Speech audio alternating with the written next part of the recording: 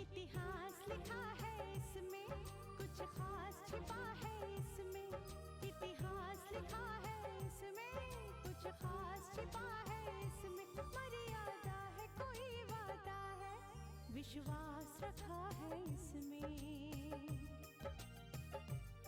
सात फेरों से मिला ये तो उपहार है, मेरा श्रृंगार है, मेरा श्रृंगार है, मेरा श्रृंगार है, मेरा श्रृंगार है। मंगलसूत्र, मंगलसूत्र, मंगलसूत्र, मंगलसूत्र, मंगलसूत्र, मंगलसूत्र, मंगलसूत्र।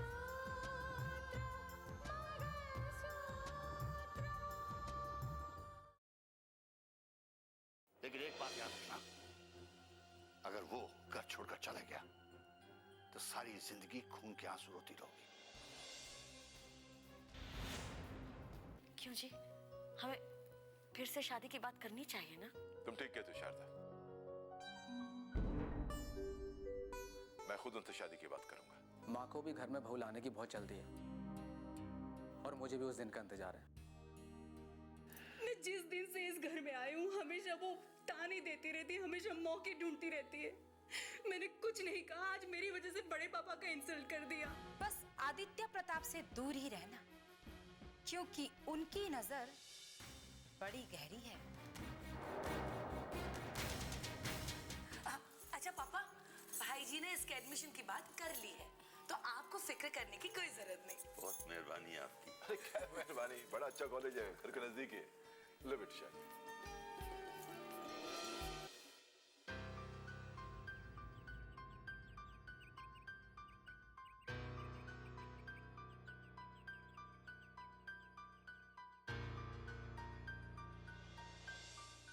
ताकि तुम भैया को रितिका तक पहुंचा सको और राकेश भैया एक बार फिर कानून के शिकंजे में हो। मैं तुमसे प्यार जरूर करता हूं, मगर इतना भी नहीं कि तुम मुझे बेवकूफ बनाओ और अपने भैया की जान जोखिम में डाल दो। नहीं साक्षी, ऐसा नहीं हो सकता।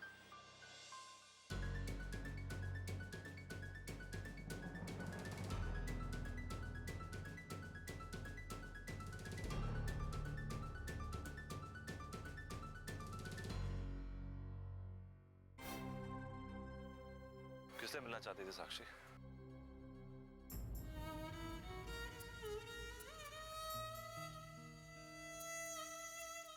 आज तक जो बेवजह मिलने के बहाने ढूंढता था, आज वही मिलने की वजह पूछ रहा है।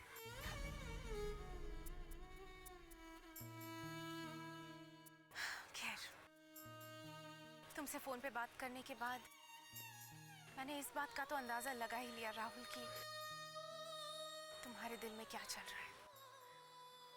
हाँ, और अब जब तुम जान ही चुकी हो तो बात करने का कोई मतलब नहीं बनता। तुमने अपने आप को समझा लिया है ना राहुल? मैंने भी अपने आप को समझाने की बहुत कोशिश की, लेकिन तुम्हारे साथ बिताए हुए उन लम्हों को अभी तक भुला नहीं पाई। और अब शायद चाहकर भी भुला नहीं पाऊंगी। साक्षी, तुम कहना क्या चाहती हो? जो भी कहना है साफ साफ कहो। और कितना साफ साफ कहूं राहुल? घर में मेरी शादी की बात चल रही है, मेरी शादी तय होने वाली है। इसलिए मैंने सोचा कि एक आखिरी बार तुम्हारा फैसला जानूं। कल तक मैं तुमसे जितनी मोहब्बत करता था, आज तुम्हारे घर वालों से उतनी नफरत करता हूं, क्योंकि तुम्हारे भाई ने मेरे भाई को तबाह किया। मेरे परिवार को बर्बाद करने के पीछे रितिका और मानस का हाथ है। और तुम ये सोचती हो कि ये सब कुछ हो जाने के बाद भी मैं तुम्हारे घर से रिश्ता जोड़ूंगा? राहुल, तुम जो भैया और भाभी के बारे में सोच रहे हो वो गलत है। चलो मान लिया कि तुम्हारी सोच सही भी है, तो एक बात बताओ, इसमें मेरा क्या कसूर है? मैंने क्या किया इसमें? तुम्हारा कसूर यह है कि तुम उस घर की बेटी हो। तुम्हारा कसूर यह है कि तुम मानस की बहन हो और मैं मानस से नफरत करता हूं। और जिस जिसे खून के आंसू रुलाने का इरादा बनाया हो उसके घर में खुशियों की सौगात नहीं दी जा सकती। इसलिए हमारे बीच जो कुछ भी हुआ उसे भूल जा।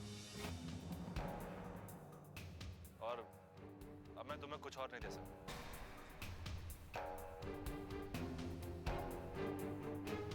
रुक जाओ राहुल।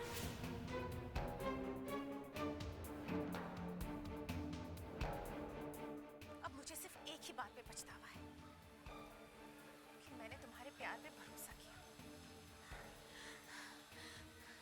चले जाओ यहाँ से और अपनी सूरत मत दिखाना मुझे। चले जाओ राहुल, चले जाओ।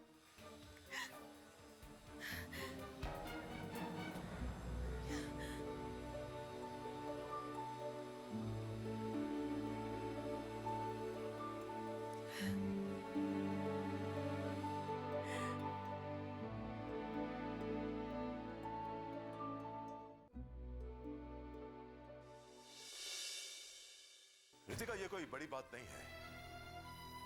गुलशन अगर खुद को बचाने में कामयाब हो गया है तो इसका मतलब ये नहीं कि ये कानून की हार है। नहीं पापा, ये तो सिर्फ हम अपनी तसल्ली के लिए कह सकते हैं। हकीकत तो ये है कि कानून की हार हुई है, हमारी हार हुई है। अब देखो ना, एक इंसान जुर्म पे जुर्म करता है, हर कदम पर जुर्म करता है, लेकिन कानून उसका कुछ भी नहीं बिगाड़ पाता है। कभी कभी ऐसा होता है कि ऐसे लोग कानून को धोखा देने में कामयाब हो जाते हैं, लेकिन मैं पूछता हूं, कब तक? कहते हैं पापा कि कानून के हाथ बहुत लंबे हैं। मैं मानती हूँ इस बात को, लेकिन गुलशन शाह जैसे लोगों के लिए नहीं।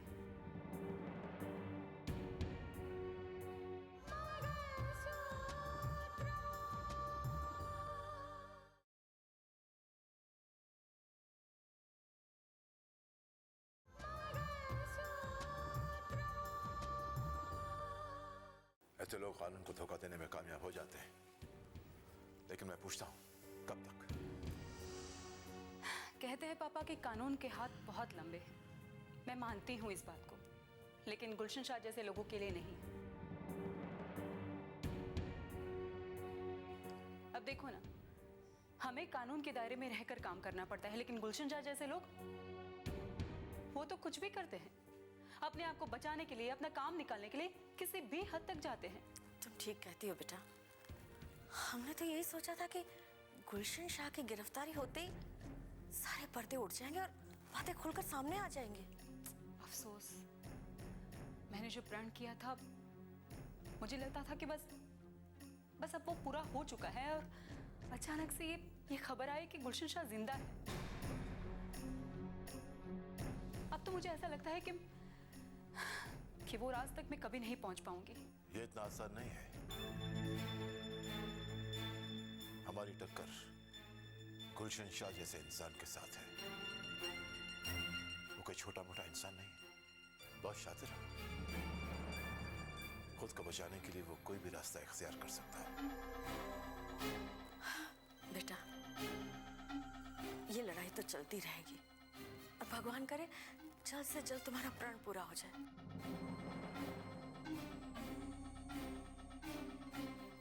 लेकिन एक बात का ख्याल रखना, इन बातों का असर तुम्हारी गृहस्थी पर ना पड़े। मैं चाहकर भी कुछ नहीं कर सकती माँ। मजबूरियों की जंजीर इस कदर लिपटी हुई है मुझसे कि मैं कुछ नहीं कर पाई। अब देखिए ना, माँ जी एक बार फिर से घर छोड़कर चली गई है। ये क्या कर रही हो तुम? सुजाता दी घर छोड़कर चली गई? हाँ पापा, हम सबने बहुत कोशिश की कि उन्हें मना पाए कि वो ना जाए, लेकिन सबकी कोशिशों के बावजूद भी वो चली गई।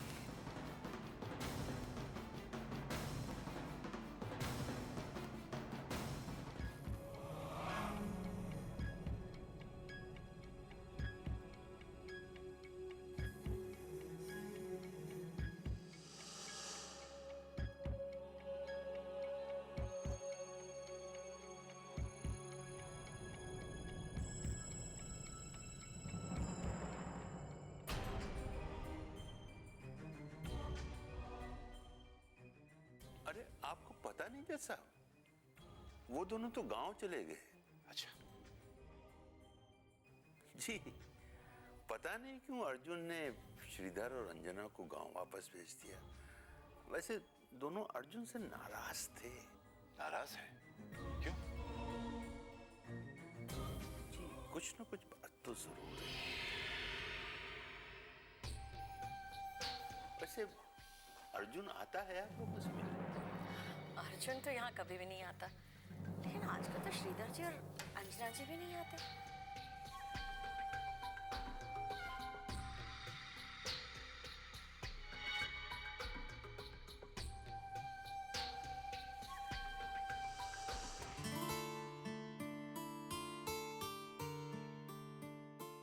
अरे दीदी, किस सोच में डूबी हैं आप? कुछ नहीं। दीदी, मैं आपसे एक बात पूछूं? पूछो। क्या क्या आप कभी अर्जुन से मिली हैं?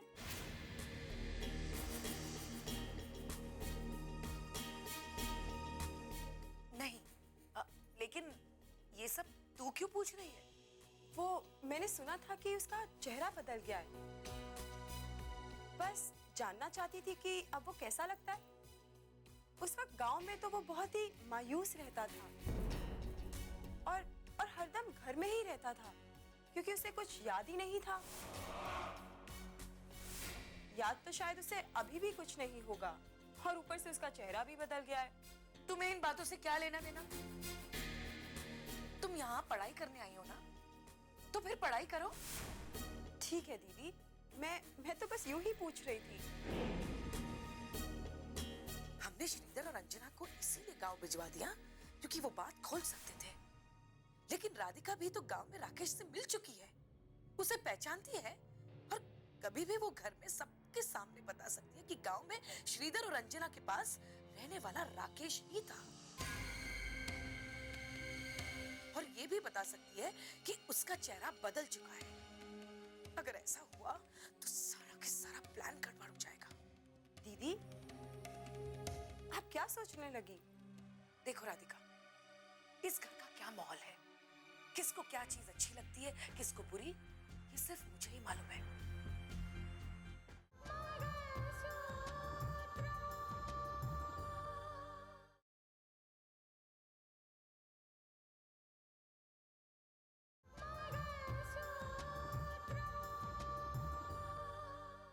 दीदी, आप क्या सोचने लगी? देखो राधिका, इस घर का क्या माहौल है, किसको क्या चीज अच्छी लगती है, किसको बुरी, ये सिर्फ मुझे ही मालूम है। एक चीज याद रखना, अर्जुन का यहाँ जिक्र तक नहीं करना। और हाँ, अगर तुम्हें अर्जुन के बारे में कोई भी बात पता चली तो तुम अपनी जुबान मत खोलना। तुम वो बात पहले मुझे बताना, फिर मैं तुम्हें बताऊंगी कि सबके सामने वो बात करनी चाहिए या नहीं। ये बात याद रखना तुम, ठीक है? जी दीदी।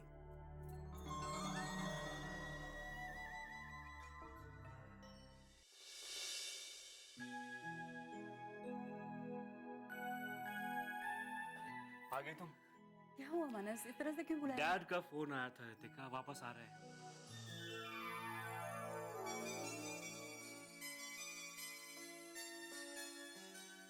मानस बेटा। डैड!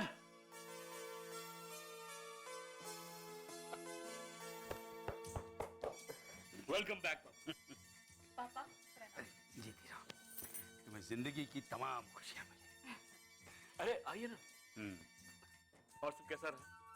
वहां रहते हुए यहाँ के हालात को लेकर बहुत परेशान था मैं बेटा। वहां से वापस आना मतलब पूरे बिजनेस का तबाह हो जाना।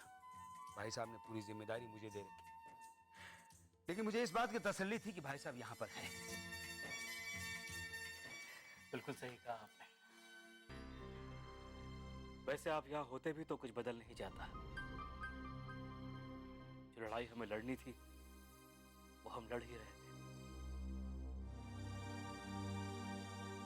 फिर देखिए ना, आखिर जीत हमारी हुई।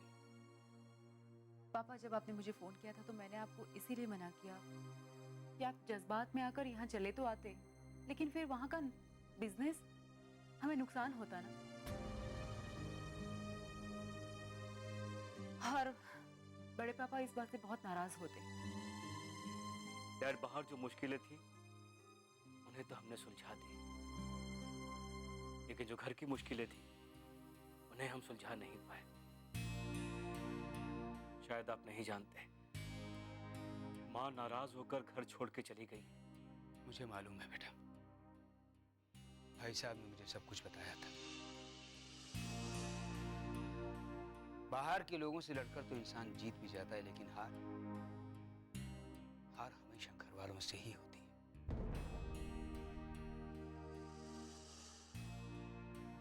खैर, ये साक्षी कहाँ है? नजर नहीं आ रही कहीं? वो कहीं बाहर गई। आप ही के आने के इंतजार में ये फैसला भी टलता रहा है। कौन सा फैसला? साक्षी और रोहित की शादी का फैसला।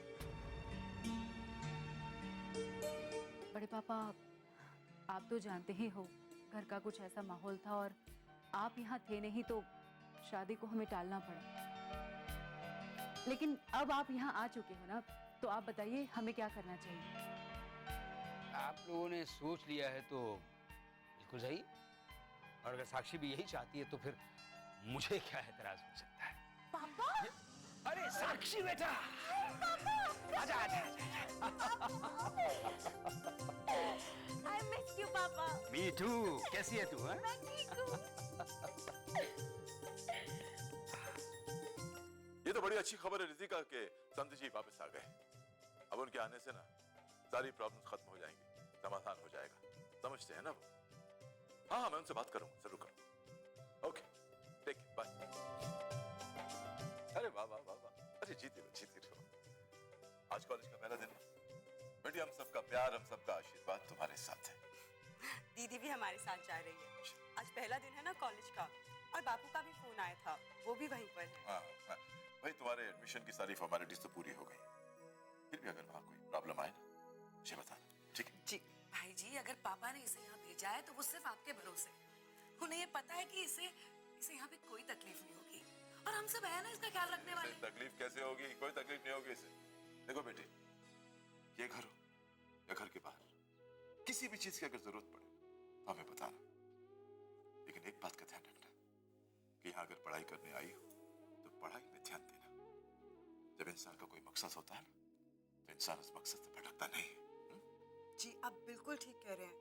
दरअसल बापू भी मुझे यहाँ रखने के लिए इसीलिए मान गए क्योंकि वो जानते थे यहाँ आप सबके बीच में मैं शिक्षा का उच्च महत्व जान पाऊंगी और जिंदगी में कुछ करने का, कुछ बनने की प्रेरणा मिलेगी मुझे।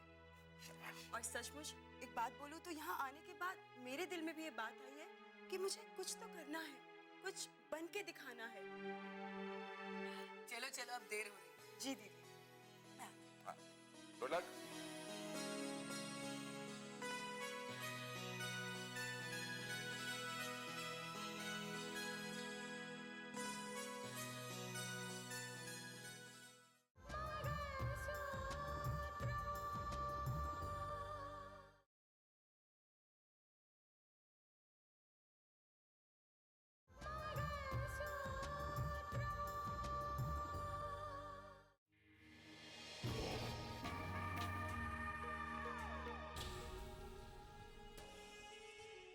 सुंदर भाई, क्या बात है, आपने अचानक मुझे मिलने के लिए बुला लिया?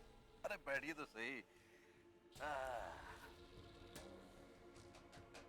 मेरी गुलशन भाई से बात हुई थी, उन्होंने बताया कि उन्होंने फोन किया था।